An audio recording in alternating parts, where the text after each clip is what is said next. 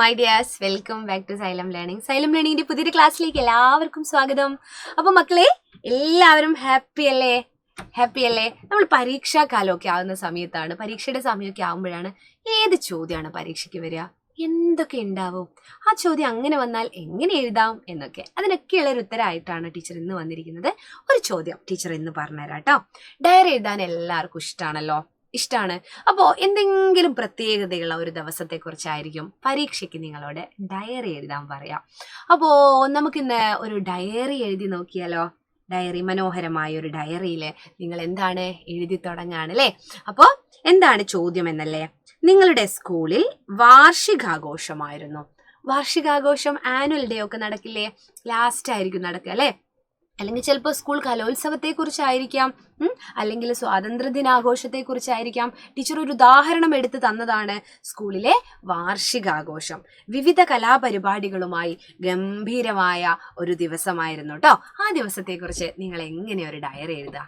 Diary എഴുതുന്ന സമയത്ത് എന്ത് വേണം? ഇപ്പൊ ഡയറി, ഞാനിപ്പോ ഇന്നാണ് ഡയറി എഴുതുന്നതെങ്കിൽ ഇന്നത്തെ ഡേറ്റ് അല്ലേ, ഇന്ന് ഏതാണ് ദിവസം, അതൊക്കെ നമ്മൾ എഴുതണ്ടേ? യെസ്. അപ്പോ ഇത് നമ്മളൊന്ന് നോക്കിയാലോ ഡയറി എഴുതുന്നത്. ഇപ്പൊ സ്കൂളിലെ വാർഷികാഘോഷത്തെ പറ്റിയാണ്.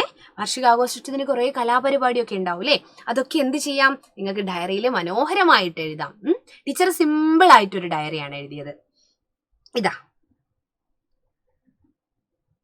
വാർഷികാഘോഷം ആയതുകൊണ്ട് മാസം അവസാനല്ലേ, വർഷത്തിന്റെ അവസാനമൊക്കെ ആയിരിക്കും ചിലപ്പോൾ ഉണ്ടാവുക അല്ലെ? അപ്പോ ഒരു മാർച്ച് മാസത്തെ ഡേറ്റ് ഒക്കെയാണ് ടീച്ചർ ഇട്ടത്. നിങ്ങൾക്ക് ഏത് ഡേറ്റ് വേണേ ഇടാം. പക്ഷെ സ്വാതന്ത്ര്യ ദിനമൊക്കെ ആണെങ്കിൽ നിങ്ങൾ എന്ത് ഇടണം? ആ ദിവസം തന്നെ, ഓഗസ്റ്റ് 15 സ്വാതന്ത്ര്യ ദിനം. അപ്പൊ ആ ദിവസം തന്നെ നിങ്ങൾ ഇടേണ്ടതായിട്ടുണ്ട് ഡേറ്റ് കേട്ടോ.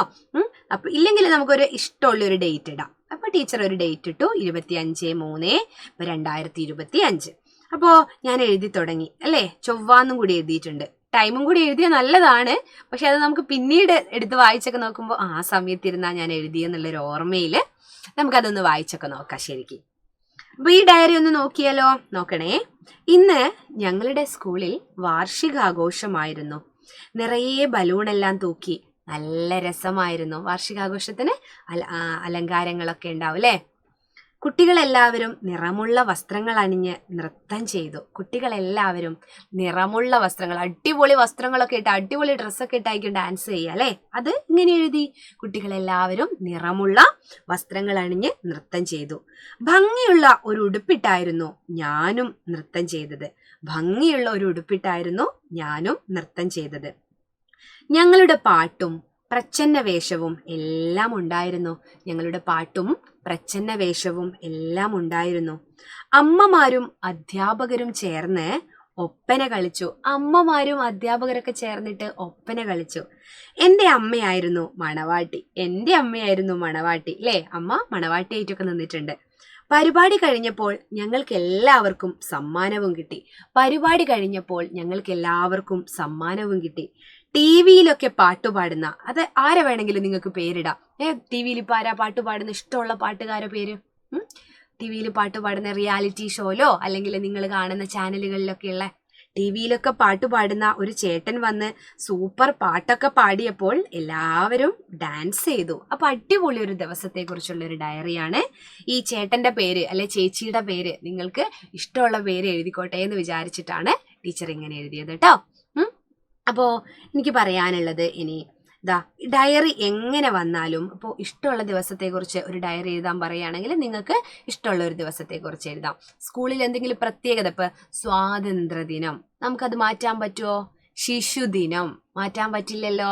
അങ്ങനെ റിപ്പബ്ലിക് ഡേ അല്ലേ? അപ്പോ അതൊന്നും നമുക്ക് മാറ്റാൻ പറ്റാത്ത ദിവസങ്ങളാണ്. ഓഗസ്റ്റ് 15 തന്നെ എഴുതണം നമ്മൾ സ്വാതന്ത്ര്യ ദിനത്തിൽ ഒരു ഡയറി എഴുതാൻ പറഞ്ഞാൽ അല്ലേ? ശിശുദിനത്തിൽ ഒരു ഡയറി എഴുതാൻ പറഞ്ഞാൽ അന്നത്തെ പ്രത്യേകതകൾ വെച്ചിട്ട് ശിശുദിനം എന്നാണ്? നവംബർ 14. അപ്പോൾ 14 അത് തന്നെ എഴുതണം അല്ലേ നമ്മൾ ആ ഡേറ്റ്. ബാക്കിയെല്ലാം നമുക്ക് ഇഷ്ടമുള്ളൊരു ഡേറ്റ് കൊടുക്കാം കേട്ടോ. ബാക്കിയെല്ലാം നമുക്ക് ഇഷ്ടമുള്ള ഒരു ഡേറ്റ് കൊടുക്കാം. ഇനി എനിക്ക് പറയാനുള്ളത്, അപ്പോൾ നിങ്ങൾ ഇവിടെ കണ്ടിരിക്കുന്നവരിൽ എല്ലാവർക്കും ഒന്നും അറിയണ്ടാവില്ല, നമ്മുടെ സൈലത്തിലെ പല ക്ലാസ്സിനും ബാച്ചുകൾ ഉണ്ട് അല്ലേ? അപ്പോൾ ക്ലാസ് 4 3ാം ക്ലാസ്സിലെ കുട്ടികൾക്കില്ല. 1 മുതൽ 3 വരെയുള്ള മക്കൾക്ക് ട്യൂഷൻ ഇല്ല, യൂട്യൂബിൽ മാത്രമാണ് ക്ലാസ്സുകൾ. എന്നാൽ 4 മുതലുള്ള കുട്ടികൾക്ക് നമുക്ക് ഓൺലൈൻ ട്യൂഷൻ ഉണ്ട്. ഇതാ പ്രാണ എന്ന് പറയുന്ന ബാച്ചാണ് അല്ലേ, പ്രാണ എന്ന് പറയുന്ന ബാച്ചാണ് നമുക്ക് 4ാം ക്ലാസ്സിൽ. അവിടെ ഡെയിലി ലൈവ് ക്ലാസ്സുകളുണ്ട്, റെക്കോർഡഡ് ക്ലാസ്സുകളുണ്ട്. നിങ്ങളുടെ ഡൗട്ടൊക്കെ ക്ലിയർ ചെയ്യാൻ പറ്റും. അതുപോലെ ഓരോ ചാപ്റ്ററായിട്ട് ടേം വൈസ് എക്സാംസ് ഒക്കെ നിങ്ങൾക്ക് നടത്തി തരും കേട്ടോ. ഇതിൽ ഫീയും കാര്യങ്ങളൊക്കെ 2499 രൂപയാണ്. ചില സമയങ്ങളിൽ ഓഫറൊക്കെ ഉണ്ടാവാറുണ്ട്. നിങ്ങൾ എന്ത് ചെയ്യുക, ഈ ഒരു നമ്പറിൽ വിളിച്ച് ചോദിച്ചിട്ട് നിങ്ങൾക്ക് അഡ്മിഷൻ എടുക്കണോ വേണ്ടയോ എന്ന് തീരുമാനിക്കാം. ഇനിയിപ്പോൾ നിങ്ങളിപ്പം 4ാം ക്ലാസ്സിൽ അല്ലെങ്കിൽ 5ലാണെങ്കിൽ അനിയന്മാരോട് അനിയത്തിമാരോടൊക്കെ പറയാം. അതുപോലെ 5ലും 6ലും 7ലും ഒക്കെ എന്താണ് നമ്മുടെ ഈ ഒരു ബാച്ച് ഉണ്ട്. എല്ലാ ബാച്ചിലേക്കും ജോയിൻ ചെയ്യണമെങ്കിൽ ഈ നമ്പറിൽ 9995400800 എന്ന് പറയുന്ന നമ്പറിൽ വിളിച്ച് ചോദിച്ചാൽ മതി കേട്ടോ. ഇനിയിപ്പോൾ വലിയ ഏട്ടന്മാർക്കും 8, 9, 10 ക്ലാസ്സിലും +1, +2 ഒക്കെ നമുക്ക് ഓൺലൈൻ ബാച്ച് ഉണ്ട്. എല്ലാറ്റിലും ഈ ഒരു നമ്പറിൽ വിളിച്ച് ചോദിച്ചാൽ നിങ്ങൾക്ക് അഡ്മിഷൻ എടുക്കാൻ പറ്റും കേട്ടോ. എല്ലാം ഓക്കെ. അപ്പോൾ ഇത്തരം ചോദ്യങ്ങളും ഉത്തരങ്ങളൊക്കെ ആയിട്ട് ഞാൻ ഇനിയും വരുന്നതായിരിക്കും. എൻ്റെ പേര് ശ്രുതി എന്നാണ്. നിങ്ങൾക്ക് മലയാളമാണ് എടുക്കുന്നത് കേട്ടോ. ചിലർ പുതിയ കാണുന്ന ആളുകളൊക്കെ ഉണ്ടാവും. ഇഷ്ടമായിട്ടുണ്ടെങ്കിൽ വീഡിയോ നിങ്ങൾ കമൻറ്റൊക്കെ ചെയ്യുക. ഇനി ഏത് തരത്തിലുള്ള ചോദ്യങ്ങളാണ് വേണ്ടതെന്നൊക്കെ ഒന്ന് കമൻറ്റിലൂടെയൊക്കെ ഒന്ന് ടീച്ചറെ അറിയിക്കുക. ഓക്കെ, അപ്പോൾ അടുത്ത ക്ലാസ്സിൽ കാണാം. ബൈ.